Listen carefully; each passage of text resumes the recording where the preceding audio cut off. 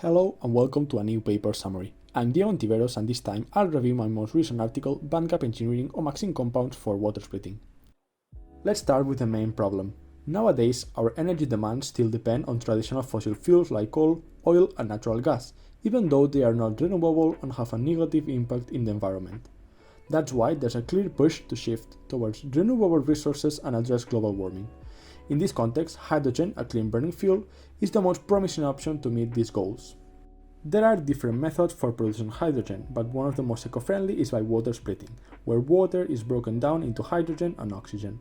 Nevertheless, this method is very energy demanding, and there's a crucial need to explore new materials that can catalyze this reaction. A particularly attractive solution involves using solar light as a renewable energy source for this process, emphasizing photocatalysis, the catalysis with light, as the leading option. So, which materials do we use to photocatalyze this water splitting process? In here we focus on MXene compounds. MXenes are one of the largest families of two-dimensional materials. They are few-layer transition metal carbides and nitrides with this chemical formula right here, with M being an energy transition metal, X being carbon or nitrogen, and moreover MXenes can have their surface easily functionalized with a termination T. MXenes have been revolutionizing the field of nanomaterials since the discovery in 2011, with application in different fields such as batteries, catalysis, gas storage, and sensing. From this vast sea of possibilities, here we will focus on the photocatalytic application in the water splitting. MXenes come with a wide range of compositions, the transition metals marked in grey with carbon or nitrogen as the X atom, and there are various reported terminations, marked in red.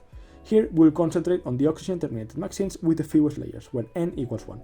Additionally, MXenes might exhibit either ABC or ABA stackings, and the terminations can be positioned in two different hollows, or even combinations in each surface, resulting in 6 structures per terminated MXene. So, here we will screen the subset of oxygen-terminated MXene structures to find photoactive cases in the water splitting. Before going to the results, what do we need for a good photocatalyst? First off, we need it to be a semiconductor with a bandgap between the valence and the conduction band. This bandgap has to be greater than the redox potential of the targeted reaction, 1.23 electron volts for the water splitting in our case. Ideally, the bandgap lands on the visible region so we can profit from the sunlight. And the other condition is that the bandgap edges must present a correct band alignment, with the valence band below the oxidation process and the conduction band above the reduction process.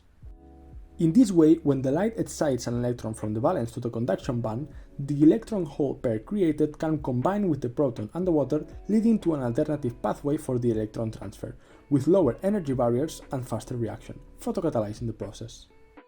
Finally, since we are considering 6 structures for each MXene, the optimal case is the one that is also the most stable structure.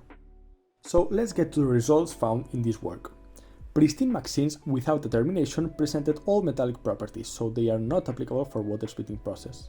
But when adding the oxygen termination, in some cases a bandgap appears, creating a separation between the valence and conduction bands. Here we have the bandgap values obtained for all carbon structures. We can highlight group 3 and group 4 since they present plenty of cases and usually landing on the visible region, while group 5 and group 6 MXenes do not show promising results. When changing the carbon for nitrogen, we can see here that it's almost a desert, and most cases become metallic or have the bandgap severely reduced. Now here is presented the band alignment for the cases with a bandgap larger than 1.23 electron volts. From all the cases we can see these ones marked in yellow that have correct band alignment, but only the green one is the most stable structure. This case is the zirconium carbon MXene, presenting itself as the most promising case for water splitting photocatalysis. We can analyze this case a bit more in depth by looking at its electronic properties. Here we present the band structure and the density of states of the zirconium MXene, revealing an indirect bandgap. The bandgap value is 2.26 electron volts, positioning it in the green part of the light spectrum. Examining the charge densities at the bandgap edges, we can observe the valence band maximum localized around the p orbitals of the carbon layer, while the conduction band minimum is situated around the transition metal. This clear separation between the layers and indirect bandgap contributes to a lower electron-hole recombination rate, favoring photocatalysis. Therefore, summing this up, we can highlight the zirconium carbon MXene as a promising candidate for photocatalyzing the water splitting process. But the work does not end up here. As mentioned before, MXenes have a huge variability in composition, and we can expand this screening by looking to the other terminations, and also considering more layers. So, stay tuned for future paper summaries. Finally, we would like to thank all the associations that funded this project, and also thank you for your attention, and see you on the next one.